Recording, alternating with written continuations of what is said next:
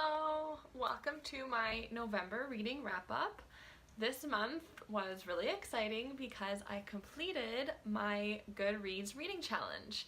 I decided, well, at the beginning of the year, I had a goal of reading 50 books in the year, but I finished that before June, so before the 6-month mark. So I thought I would bump it up to 100 books in the year, and I completed that this month.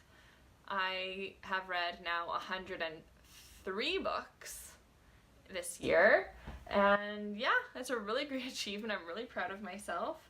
I don't know what my goal for next year will be, but we'll see when January rolls around. And I read 13 books this month, so it was a big reading month for me. I got a lot of reading in. It was Lullathon at the beginning of the month, which I have a vlog for that, so I don't know, it was just a really good reading month in terms of the amount of books I've read. And then the stars, like, it fluctuates. So I have some 1-star reads in here and I have some 5-star reads. So with that being said, we'll start with the first book I read this month, which I did give 1 out of 5 stars.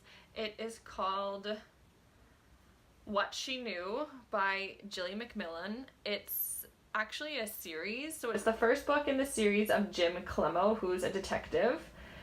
This book is about a woman's son who goes missing and trying to find the son. So, you know, like, that's a pretty good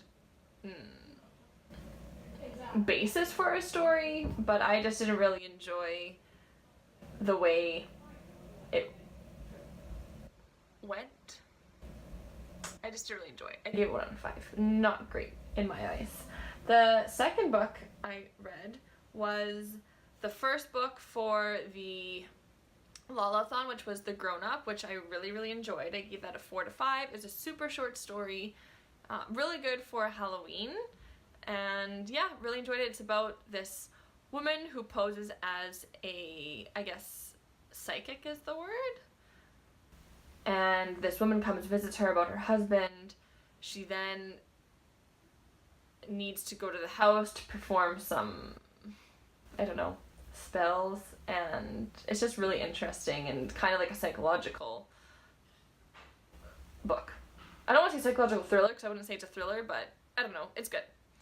And then the third book I read, which is just a really small thing, is called Skin Rules: Trade Secrets from a Top New York Dermatologist. The author is Deborah Jellyman, and it's like 72 or something rules of what you should do to care for your skin and take some preventative measures for your skin.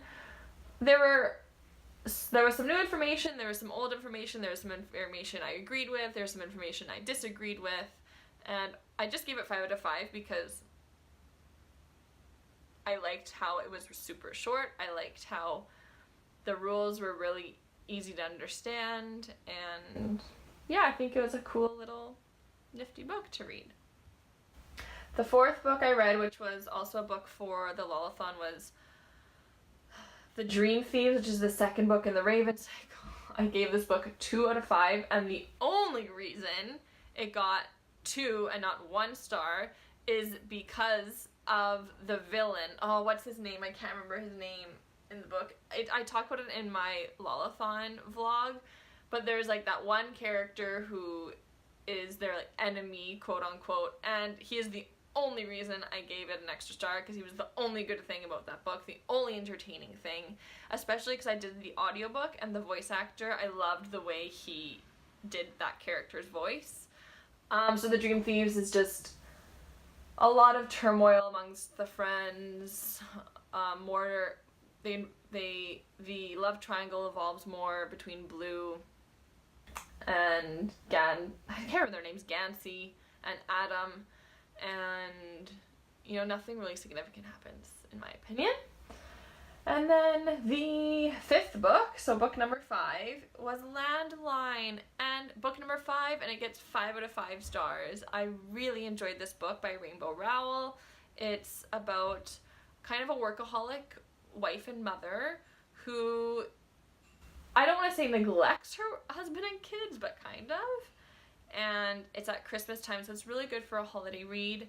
And it's just about her and her husband reconnecting over a landline, and she's connecting with her husband from 20 years ago. So when they first started dating, she gets to talk to that version of him. It's really cool. I think it's a really creative, good idea, really good romance, and I really recommend it, and I really enjoyed it.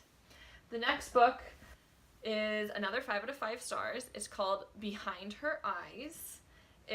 The book is by Sarah Pinborough, and I actually decided to read this book because of Kayla from Books and Lala. She was vlogging herself while reading it, and she had said this book is infamous for having one of like the most shocking twist endings, and it totally did. I was listening to the audiobook, and it was just like, holy crap, is this happening right now? And it's right at the very end. It's really, really good. Like, who would have guessed that? No one.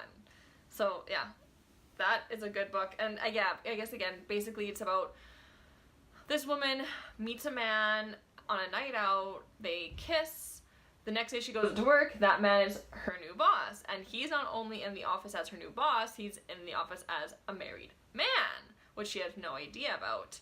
And then they kind of have their little affair on the side, she becomes friends with the wife, and then the wife has this whole other plan that we're trying to find out along the way, and it's really interesting. Really, really good book.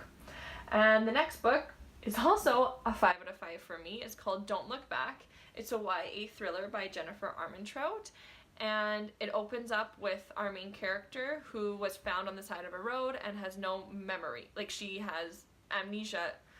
She doesn't remember anything about her personal life, but she can remember things like, I don't know, like everyday facts, like, you know, US presidents, and she can remember reading certain books and stuff like that, but any kind of facts about her personal life she can't remember. She didn't remember her parents, nothing. So she didn't disappear alone, she disappeared with her best friend, and her best friend is still missing. So we find out, you know, the whole book is about finding out what happened to them. Really good. Then oh my god, I'm a little embarrassed to say that I read this book. If I had any idea how sexual it was and how graphic it was, I probably wouldn't have read it. It's The Girl in 6E by A.R. Torr. I gave it a 3 to 5 because I actually liked the main character. I liked the premise of the book. So the whole book is this, our main character, she has the strongest desire to kill. So she locks herself in her apartment. She hasn't left her apartment, I think, in 3 years. She has everything delivered to her because she doesn't think she can control herself around humans, so, because she wants to kill them so bad. So she locks herself away. But another, you know, storyline enters. She wants to protect this girl. So it's like, does she leave the apartment to go protect this girl? Does she kind of stay locked inside? There's a little bit of a romance that goes on, but that's like just like very behind the scenes. It's not the main part of the story. And so I did like the story. I liked the main character. I liked the suspense. It was really graphic and sexual, and I don't think that it needed to be so graphic and sexual. But yeah, 3 to 5. And next, I loved the next book, Big Girl, How I Gave Up Dieting and Got a Life by Kelsey Miller. I gave this book 5 out of 5. It's a nonfiction. Kelsey Miller is a journalist from New York. She even grew up in New York. She lives in New York right now, and she wrote a book on basically a memoir of how she dieted her entire life, how she got out of that cycle, and just her story. And I really like the way she writes, because kind of a lot of girls, a lot of women, even men, have this kind of story, you know? They started dieting when they were young because they hated their bodies, and it just like this big huge cycle that goes and goes and goes and goes. It's just the way she tells her story I really enjoyed, and I think she's a good writer, and I would recommend reading that book. So 5 out of 5 for that one. And then I listened to the audiobook of Dumplin' by Julie Murphy. The movie's coming out in a week. I'm really excited to see it because Jennifer Aniston is in it. I love Jennifer Aniston, and I really enjoyed this book. I gave it a 4 to 5. I can't wait to see what they do for the film. I think it's gonna be really entertaining. So what this book is about, it's about a fat girl who signs up for her town's beauty pageant in honor of her aunt. And then by her doing that, some of the other, how do I put it? Outcasts from her high school, girl outcasts, they also decide to sign up for the beauty pageant. And it's just about them doing their thing, and there's a romance in it. See, what I liked so much about this book is that there were a bunch of different themes, but none overshadowed the other. So there's the whole, like, finding yourself bit, and there's the whole, like, confidence bit, like, you know, being comfortable with who you are. Then there's the friendship theme, and the mother-daughter theme, family theme. Then there's the romance theme, and, you know, being courageous and breaking out of your shell, and adventure themes. There were all these little different parts that the author just found a way to equally distribute them and make them all equally important in a really entertaining way. So I really, really like Dumplin'. I would love to read more by this author. There is a second book to Dumplin', so I'll probably check it out. I don't really know what it's about, but I'll check it out. And then after Dumplin', I read When Breath Becomes Air, which is also a nonfiction. Well, Dumplin' was a nonfiction, but the one before that was nonfiction. So When Breath Becomes Air is a nonfiction written by Dr. Paul Kalanithi. He grew up in Arizona, practiced mainly in California. He was diagnosed with cancer, and he basically wrote this book near the end of his time. So he has passed away, and this book is basically his memoir and life goal.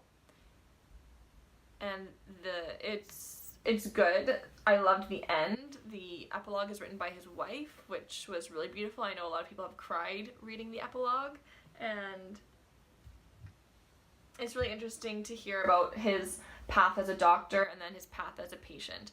I don't really want to say anything more than that because I don't want to give anything away, but it's a nice short book, so if you're looking for a small nonfiction book to read, this is a really good one. After When Breath Becomes Air, I read Ordinary Grace by William Kent Kruger. I gave this book a 1 out of 5. This book has won many awards by 2 different, entities. It won the Best Book of the Year in 2014, and I gave it a 1 out of 5. This book is definitely reminiscent of American classics. You know, what's it called? To Kill a Mockingbird and Catcher in the Rye, things like that. Like, the writing style is very similar. I'm sure that this book tackled big themes, but they weren't, like, I think that you have to look for them as a reader. They weren't in your face like in Dumplin'. Like, it was easy to know what the themes were. In this book, you have to do, like, you have to, like, be in English class, and the teacher has to tell you what the themes are and what this represents and all that stuff. I just thought it was boring. I honestly could not wait for it to end. I was listening to the audiobook version, and I wanted it to end so bad. And I would look at my phone and be like, there's still 5 hours left, 2 hours left. And I was just like, ugh.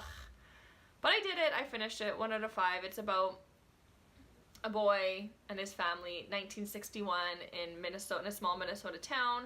His father's the preacher, and there are 5 deaths that happen throughout that summer, and he just talks about the summer chronologically, what happened.